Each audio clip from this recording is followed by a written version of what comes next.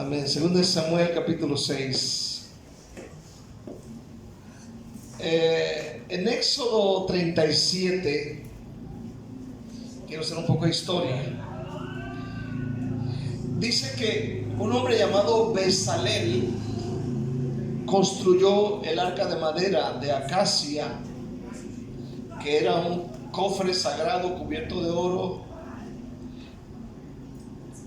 con dos querubines encima viendo hacia adentro.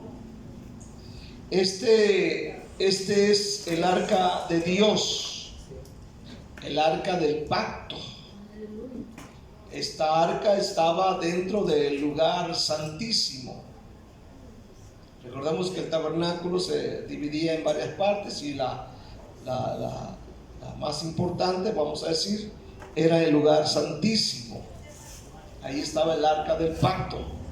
El arca del pacto era el objeto más sagrado para Israel y se guardaba, repito, en el lugar santísimo del tabernáculo. Simbolizaba la presencia de Dios, simbolizaba el pacto de Dios con su pueblo. Esta arca fue construida para guardar las tablas de los 10 mandamientos, y también metieron en el arca la vara de Aarón que reverdeció y el maná que cayó del cielo. De esta arca precisamente se refiere el capítulo 6 de 2 de Samuel. Amén. Yo quiero hablar acerca de esta arca, del arca del pacto, pero el tema no se llama el arca del pacto, sino se llama: no trates las cosas santas de Dios como cosa o algo normal. Amén. Vamos a ver esta historia que sucedió aquí. 2 Samuel 6. David volvió a reunir a todos los escogidos de Israel, 30,000. Imagínense, 30,000 personas. Se levantó David y partió de Bala de Judá con todo el pueblo que tenía consigo para hacer pasar de allí el arca de Dios, sobre la cual era invocado el nombre de Jehová de los ejércitos, que mora entre los querubines. Pusieron el arca de Dios sobre un carro nuevo y la llevaron de la casa de Abinadab, que estaba en el collado, y Usa y Ahío, hijos de Abinadab, guiaban el carro nuevo. Cuando lo llevaban de la casa de Abinadab, que estaba en el collado con el arca de Dios, Ahío iba delante del arca, y David y toda la casa de Israel danzaban delante de Jehová con toda clase de instrumentos de madera, de haya, con arpas, salterios, panderos, flautas y címbalos. Cuando llegaron a la era de Nacón, Usa extendió su mano al arca de Dios y la sostuvo, porque los bueyes tropezaban, y el furor de Jehová se encendió contra Usa, y lo hirió allí Dios por aquella temeridad, y cayó allí muerto junto al arca de Dios. Y se entristeció David por haber herido a Jehová a Usa, y fue llamado a aquel lugar Pérez Usa hasta hoy. Y temiendo David que a Jehová aquel día, dijo: ¿por qué ha de venir a mí el arca de Jehová? De modo que David no quiso traer para sí el arca de Jehová a la ciudad de David, y la hizo llevar David a la casa de Obed-edom Geteo. Y estuvo el arca de Jehová en casa de Obed-edom Geteo 3 meses, y bendijo Jehová a Obed-edom y a toda su casa. ¿Por qué no oramos a Dios? Padre, te damos gracias. Yo te ruego, yo te pido, Señor, que me ayudes para entender esta palabra. Señor, enséñame, ayúdame en el nombre de Jesús. Señor, guía a tu pueblo y trae revelación de esta maravillosa palabra en el nombre de Jesús. La iglesia dice un fuerte amén. No trates las cosas santas de Dios como algo normal. Fíjate bien. Vamos a ver en este día el arca de Dios en casa de Abinadab. Debemos preguntarnos ¿Por qué llegó el arca de Dios a casa de Abinadab? ¿Por qué después llegó a otra casa? ¿Por qué llegó allí? ¿Por qué no en un tabernáculo, en algún lugar especial? Para entender esto tenemos que irnos al tiempo de Elí y el tiempo de sus hijos. Recordemos que hasta este punto no hay templo, era tabernáculo. Pero para entender esto, ¿por qué el arca llegó a la casa de Abinadab? Tenemos que irnos al tiempo de Elí y de sus hijos. La Biblia en 1 Samuel 2 hace mención de los hijos de Elí y de Elí. La Biblia dice que los hijos de Elí eran dos personas muy ingratas, irreverentes, sinvergüenzas. Eran personas que trataban mal incluso a la gente de Dios. Escuche bien, en el capítulo 2, versículo 12 de 1 Samuel, capítulo 2, 12, en este corto versículo nos revela la Biblia cómo era la conducta de los hijos de Elí. 1 Samuel 2, 12 dice: los hijos de Elí eran hombres impíos. Solamente con eso, eran hombres impíos, dice, y no tenían conocimiento de Jehová. Es decir, no leían la Biblia. La leían solamente cuando venían a la iglesia. Ya vamos a empezar. Bueno, este versículo dice claramente cómo eran ellos. Ellos son los causaproblemas entre el pueblo. Eran gente sin respeto. La Nueva Traducción Viviente dice más bien, ahora bien, los hijos de Elí eran unos sinvergüenzas que no tenían respeto al Señor. Eso dice la Traducción Viviente. No tenían respeto. Dice que eran sinvergüenzas y no tenían respeto. Ahora, en el capítulo 4 de ahí mismo, usted se va a enterar que hay un conflicto entre Israel y los filisteos. Y en este conflicto del capítulo 4, si usted lo ha leído, dice la palabra de Dios que hay este conflicto con estos hombres. Leamos el versículo 2. Y los filisteos presentaron batalla a Israel, y trabándose en combate, Israel fue vencido. Luego dice: delante de los filisteos, los cuales hirieron en la batalla en el campo como a 4,000 hombres. Cuando volvió el pueblo al campamento, los ancianos de Israel dijeron: ¿por qué no se ha herido hoy Jehová delante de los filisteos? Ahora, cuando hay este conflicto, se pregunta: ¿por qué los filisteos los dieron en la torre? Les pusieron una recia. ¿Por qué? Se hacen la pregunta en el versículo 3.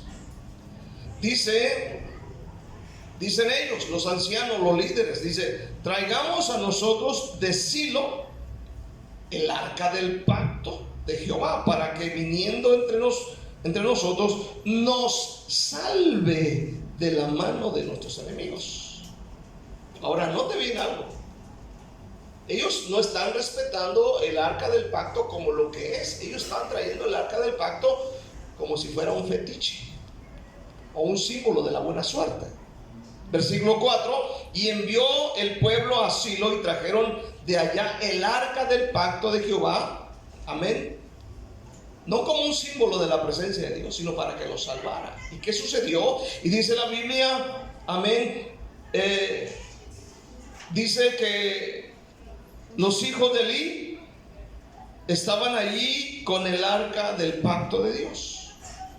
Ahora, para que viniendo entre nosotros, decían ellos, nos salve de la mano de nuestros enemigos. Es decir, el arca del pacto simbolizaba la presencia de Dios. Amén. No un amuleto de la buena suerte. no un amuleto de la buena suerte. Déjeme decirle algo, el Espíritu Santo no es amuleto de la buena suerte de nadie. El Espíritu Santo es el que nos va a revelar a Cristo. Amén. El Espíritu Santo tiene un ministerio muy poderoso que es convencernos de pecado, de juicio y de justicia. El Espíritu Santo no es para que armemos un show, no es para que nosotros hagamos como luego vemos en algunos lugares. Pero ellos usaron esto, el arca del pacto, como si fuera un objeto de la buena suerte y no como símbolo de la presencia de Dios con ellos. En el versículo 4 dice la Biblia: y envió el pueblo a Silo, o sea, donde estaba Silo es un lugar, y trajeron de allá el arca del pacto de Jehová de los ejércitos, que moraba entre los querubines y los dos hijos de Eli. ¿Cómo eran los hijos de Eli? Que leímos que eran como impíos. Y dice que ellos llevaban el arca. Imagínense. Aconteció que cuando el arca del pacto de Jehová llegó al campamento, todo Israel gritó con gran júbilo y dice que la tierra tembló. Cuando los filisteos oyeron la voz de júbilo, dijeron: ¿qué voz de gran júbilo es esta que está en el campamento de los hebreos? Y supieron que el arca de Jehová había sido traída al campamento. Los filisteos tuvieron miedo porque decían: ha venido Dios al campamento. Fíjense lo que dicen los filisteos, Y dijeron: ay de nosotros, pues antes de ahora no fue así. Ay de nosotros, dicen los filisteos, ¿quién nos librará de la mano de estos dioses poderosos? Estos son los dioses que hirieron a Egipto con toda plaga en el desierto. Esforzaos, oh filisteos, dicen ellos, y sed hombres, para que no sirváis a los hebreos como ellos os han servido a vosotros. Sed hombres y pelead. Pelearon pues los filisteos, e Israel fue vencido, y huyeron cada cual a sus tiendas. Y fue hecha muy grande mortandad, pues cayeron de Israel 30,000 hombres de a pie, y el arca de Dios fue tomada, y muertos los dos hijos de Eli, Ofni y Fines. Ellos trataron las cosas de Dios, o trataron el arca como si fuera cualquier cosa. ¿Y sabe una cosa? En esta guerra Dios no lo respaldó, porque dice la Biblia: murieron los dos supuestos sacerdotes, hijos de Eli, y aparte dice que los filisteos robaron o tomaron el arca del pacto.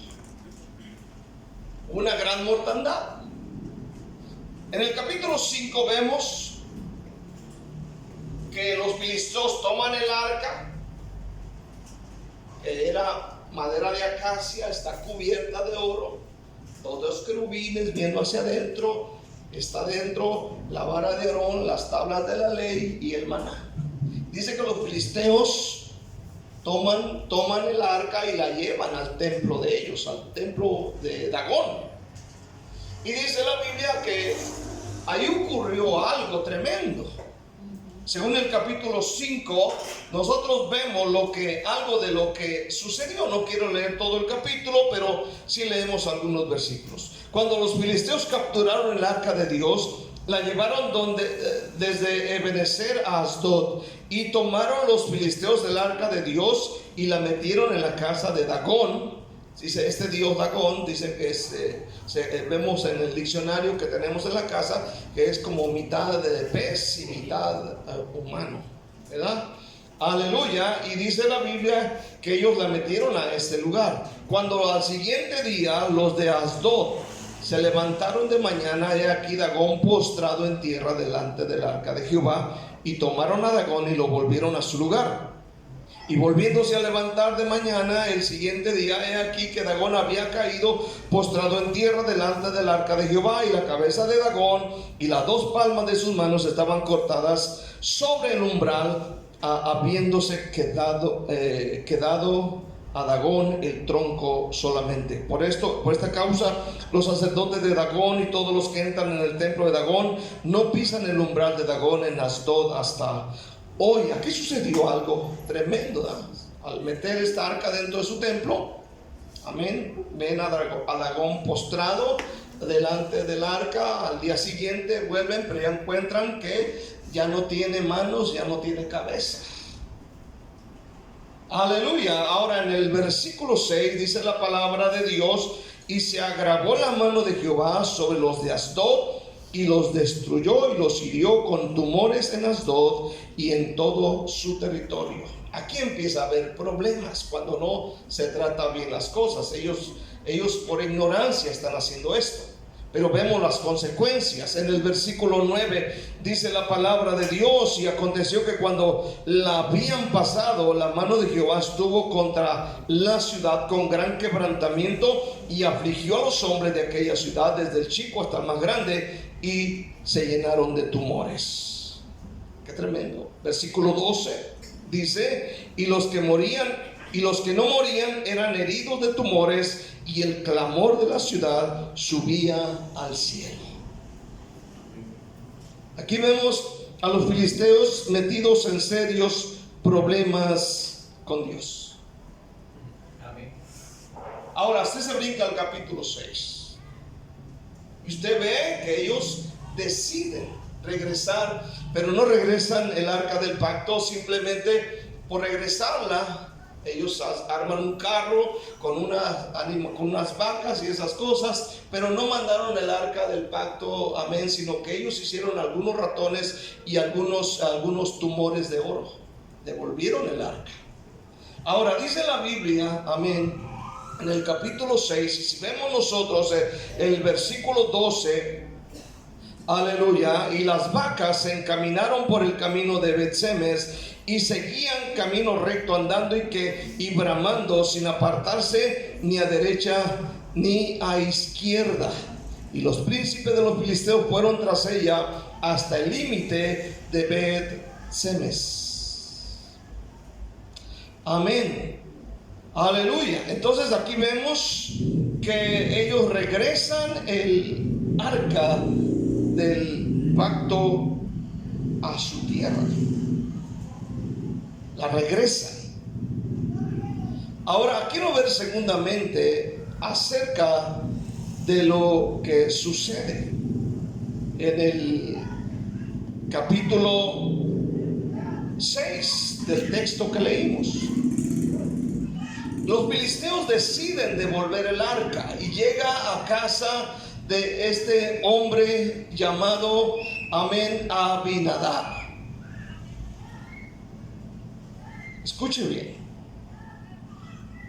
Y leemos nosotros en el capítulo 6 lo que aconteció cuando David decide llevar el arca del pacto hacia con él. Aleluya. Y la lleva en un carro nuevo.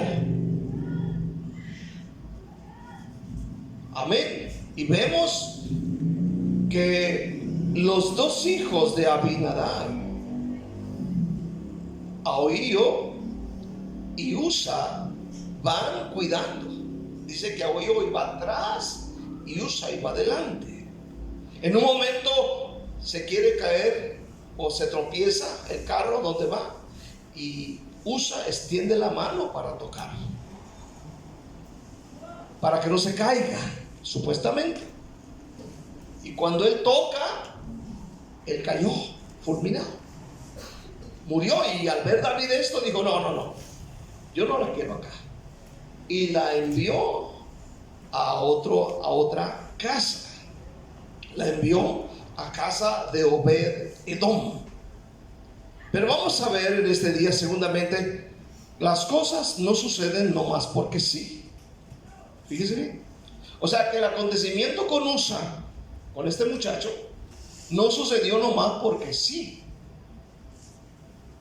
Las cosas que suceden no suceden porque sí. Escuche bien. Lo que antecede a la caída de una persona, de un cristiano o de cualquier persona, es el orgullo. Fíjese bien. ¿Qué dice Proverbios 16, 18? ¿Qué dice?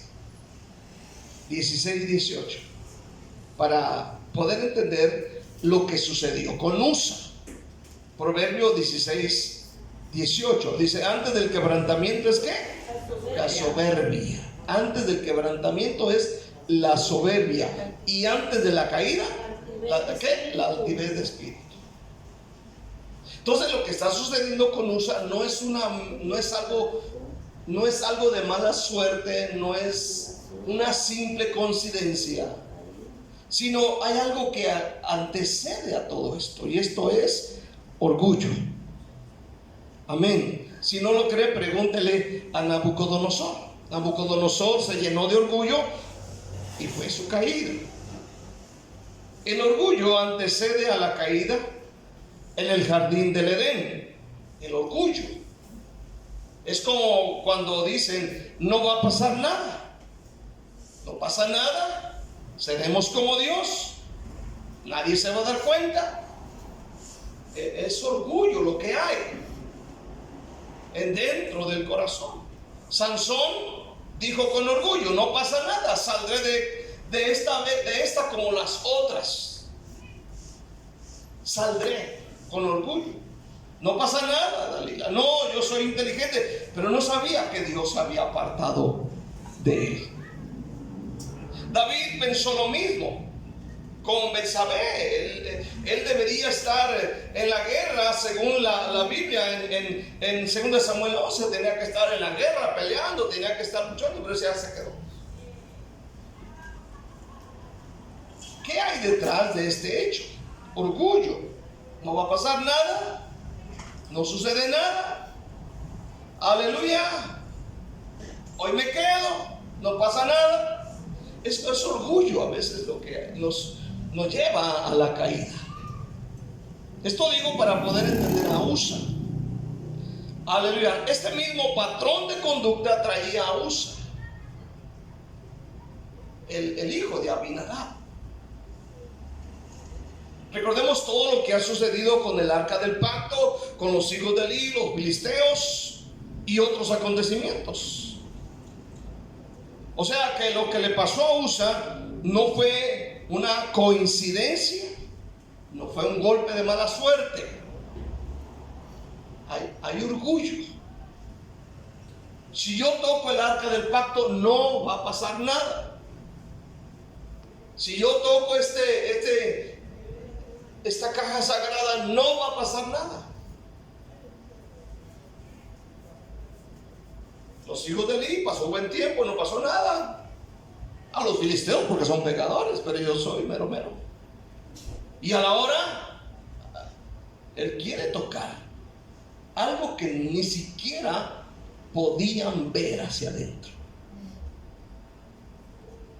Si usted lee la historia de esto, dice la Biblia que cuando el arca del pacto regresó a Bet-Semes, dice que los hombres de la ciudad vieron dentro del arca y cayeron muertos. O sea que lo que vemos es que Usa no está aprendiendo de lo que ha sucedido atrás. Él dice, no, a ellos les pasó, pero a mí, ¿no es cierto que nos pasa eso a veces? A otros sí, no, pero yo soy bien inteligente, yo soy bien, no, tú no me conoces. A la gran, soy bien inteligente. Pero ahorita donde quiere hay cámaras, ¿cuánto dicen amén? Donde quiere el celular. Ahora, hay algo atrás oculto que muchas de las veces no alcanzamos a notar, y es, podría yo decir, orgullo religioso. Había aprendido a tratar las cosas santas de Dios como si fueran cualquier cosa, y no pasaba nada. ¿Será que se enteró cómo trataban las cosas de Dios los hijos de Eli? ¿Será que se enteró por boca de otros cómo Elí y sus hijos trataban mal a la gente de Dios por mucho tiempo y no les pasó nada? ¿Será que él aprendió esto? ¿Será que nunca leyó Números 4? Donde, amén, los encargados de las cosas del tabernáculo eran los hijos de Leví. Amén. Pero antes de que los hijos de Leví cargaran con los instrumentos, dice que el sumo sacerdote Aarón y sus hijos tenían que envolver cada instrumento con un cierto tipo de tela. Y ya cuando estaban envueltos, en este caso el arca del pacto, los instrumentos, entonces los meraritas, los gersonitas podían cargar esos instrumentos. Ahora, él pensó que no pasaría nada, pero vemos que sí sucedió algo. Dice la Biblia, el primer error que vemos es que David dice la Biblia que hizo un carro nuevo. Es decir, tal vez David se olvidó de que el arca del pacto no debería ser cargada en otra cosa, por un carro nuevo o otras cosas, sino que deberían de ser los levitas los que cargarían el arca del pacto. Pero lo que él hace aquí es que él hace un carro nuevo, jalado por animales. Ese es el primer error. Ahora dice la Biblia que aquí viene un montón de gente, vienen 30,000, dice que vienen cantando, vienen danzando, vienen, aleluya, haciendo un alboroto tremendo. Y vemos lo que pasó. Ahora, ¿quién falló aquí?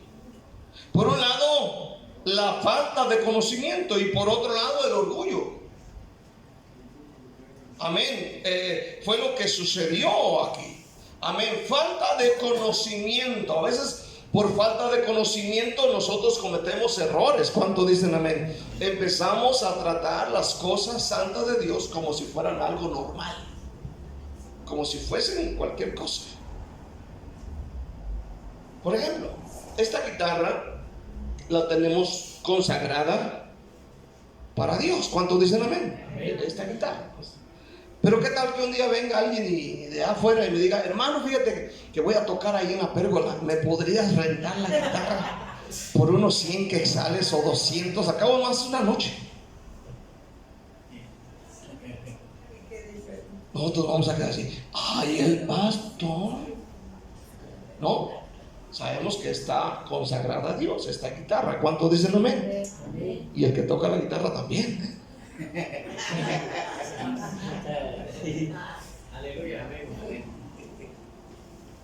Entonces, a veces por ignorancia hacemos mal uso de las cosas y las tratamos mal. Quiero ver terceramente, las cosas santas de Dios no deben ser tratadas o tratarlas como si fueran cualquier cosa. Ya no vivimos como en los tiempos de Moisés, ya no vivimos como en el tiempo de David.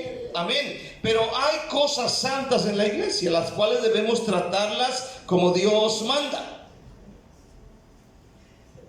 Las cosas santas de Dios debemos de tratarlas como Dios manda. En el libro de Números, en el capítulo 4, son mencionados los hijos de Leví, que eran uno de los hijos de Jacob. Esta tribu, esta gente fue apartada para Dios, para el servicio del Señor. Entonces vemos a los hijos de Leví, que eran Coat, Gersón y Merari, en el capítulo 4 de Números. Lo puede leer en su casa, es muy largo para leerlo. Pero aquí vemos a los coatitas, descendientes de Coat. Vemos a los gersonitas, descendientes de Gersón, y los meraritas, descendientes de Merari. Estos eran los encargados de llevar las cosas santas del tabernáculo después que el sumo sacerdote Aarón y sus hijos los cubrían debidamente. El arca del pacto tenía un servicio especial. Amén. Era cargada por 4 levitas. Amén. Dice la Biblia que tenía el arca del pacto, la caja tenía unos hoyos por aquí donde atravesaban un palo así largo. Amén. Y acá por este lado otro, y entre 4 personas cargaban el arca. Pero tenían que ser levitas. No tenía que ser un carro nuevo, no tenían que ser bueyes, no tenían que ser otro tipo de personas, tenían que ser ellos. Además, estas tres grupos de personas, como coatitas, gersonitas y meraritas, eran los únicos encargados de tocar o de cargar los instrumentos, las maderas, las telas, las pieles, todo aquello que tenía que ver con el tabernáculo. Es decir, no podía venir la tribu de Rubén o la tribu de Gad o cualquier otra tribu, amén, a cargar esto. Ellos eran los especialistas. ¿Cuántos dicen amén, verdad? Ahora, esto dice muy claramente Números capítulo 4, léalo en su casa. Ahora, esto fue lo que David no aprendió, pero que después de este acontecimiento, David lo aprendió. Él dijo, bueno, miró el acontecimiento y ellos van muy alegres, y cuando cae fulminado Usa, ya no quiso llevar el arca en la dirección que iba. Ahora dice, mejor la llevamos a casa de Obed Edom Geteo. Pero ahora, amén, la llevan ahí. Pasados, dice la palabra de Dios, amén, los 3 meses que estuvo ahí, según el versículo 11 del capítulo 6, amén, el arca después es llevada debidamente como Dios lo manda. Es decir, en Primera de Crónicas 15, versículo 1 y 2, dice acerca de este acontecimiento más claro. Yo busqué otros capítulos, pero el más claro es Primera de Crónicas 15, 1 y 2. Dice, hizo David también casas para sí en la ciudad de David. Aleluya. Y dice, y arregló un lugar para el arca de Dios, y le levantó una tienda. Quiero leer despacio. Entonces dijo David, el arca de Dios no debe ser llevada sino por los levitas, porque a ellos ha elegido Jehová para que lleven el arca de Jehová y le sirvan perpetuamente. ¿Se da cuenta?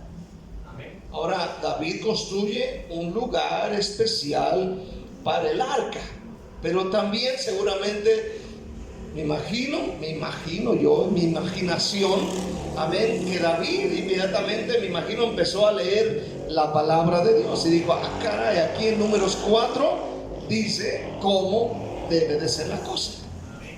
Y dice la Biblia que así lo hizo. ¿Cuántos dicen amén? Aleluya. Entonces aprendió a tratar las cosas de Dios, no como él pensaba, sino como Dios lo había establecido. Y nosotros debemos hacer lo mismo que hizo David, tratar las cosas santas de Dios como Dios dice que deben ser tratadas. ¿Cuántos dicen amén? Amén. Hay cosas de Dios que son santas. Este lugar es consagrado para Dios. ¿Cuántos dicen amén? ¿Verdad? Los cultos en la iglesia no son cualquier cosa. Es cosa santa. Es cosa santa, es un lugar donde nos congregamos los santos de Dios. Amén, aleluya. Pero hay cristianos sin temor de Dios que tratan con menosprecio los cultos. Deben ser tratadas como Dios trataría un culto. Imagínate cómo Jesús trataría un culto. Aleluya. Dirían, no, es que ahora está haciendo frío. No, ahí se le echan, hay mucho polvo en el campo de fútbol y se me ensucian mis zapatos. Sí. Yo creo que Jesús no haría eso. Hoy no voy a la iglesia, me aburren, estoy cansado, no vale la pena. A veces uno aprende estas cosas de alguien. Alguien viene y nos empieza a calentar la cabeza. No vale la pena. Otra vez el pastor nomás hablando de oración y que diezmos y que ofrendas y que ¿qué más? Amén. La alabanza no es cualquier cosa. La alabanza es santa.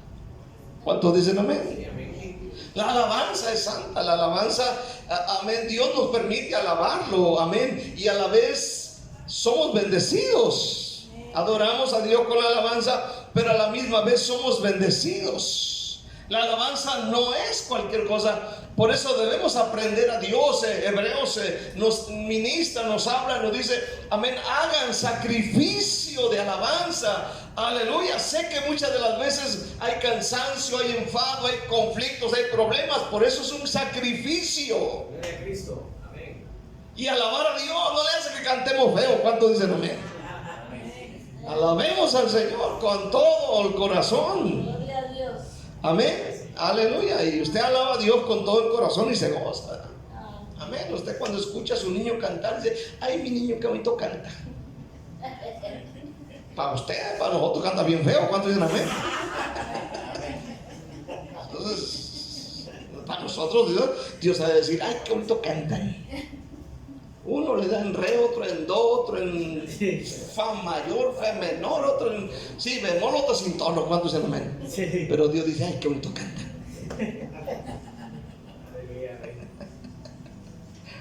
Aleluya. Los ministerios son santos.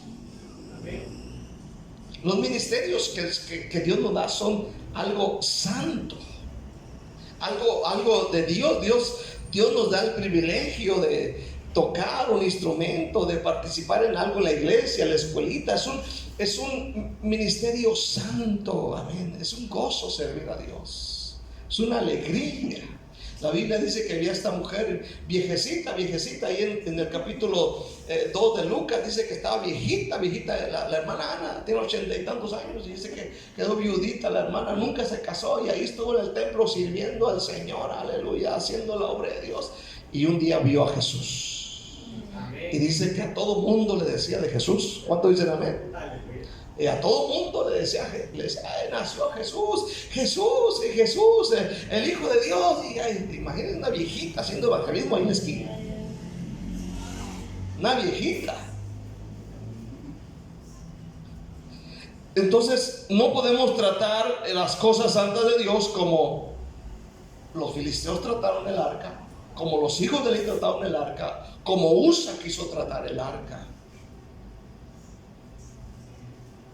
Amén, aleluya. La iglesia, las personas que vienen a la iglesia son santas de Dios, son personas santas de Dios. Usted lo voltea a ver y dice, santo este, santo este. Pero mire, le voy a mostrar con la Biblia. Vayan a Romanos capítulo 1 versículo 7. Romanos 1:7. A veces uno se queda así como diciendo, ¿a poco este es santo? Si lo conociera. Pero si también te conocieran a ti, ¿cuánto dicen amén? Romanos 1:7, ¿qué dice? Dice, a todos los que estáis en Roma, amados de Dios, llamados a ser ¿qué? Santos. Amén. Llamados a ser santos. Ahora, otro versículo, 1 Corintios 1:2. Váyase ahí unas hojitas adelante. 1 Corintios 1:2 dice, a la iglesia de Dios que está en Corinto, a los santificados en Cristo Jesús, llamados a ser santos, con todos los que en cualquier lugar invocan el nombre del Señor Jesús, Señor de ellos y nuestro. Amén. Dios nos llama santos. ¿Cuántos dicen amén? Ahora, si usted puede hablar de la iglesia de Roma, puede hablar de los hermanos de Corinto, y usted puede ver que es un desastre tremendo, pero Dios dice santos. Entonces el que está a tu lado es un santo de Dios. No es la Madre Teresa de Calcuta, pero es un santo de Dios. No es San Martín de Porres, amén, pero es un santo de Dios lavado con la sangre de Cristo. ¿Cuántos dicen amén? Entonces, hermano, como son santos, deben ser tratados. Ahora, ¿te das cuenta? La iglesia de Dios es santa. Entonces no podemos tratar a la iglesia de Dios como si fuera cualquier objeto, con malas actitudes, con palabras hirientes. No podemos tratar mal a la gente, porque son gente santa de Dios. Mire, ya para cerrar, en el libro de Hechos, Herodes en el capítulo 12 dice, hermano, que él mató a espada a Jacobo. Luego dice la palabra de Dios que maltrató a algunos hermanos. Escuche bien, dice la Biblia, amén, que él mata a espada, es decir, a machetazos, tal vez atravesado, no sé, tal vez le cortó el cuello, no sé, aleluya, pero dice que a espada, amén. Pero también le echó mano a algunos de la iglesia, dice, para maltratarlos, oiga bien.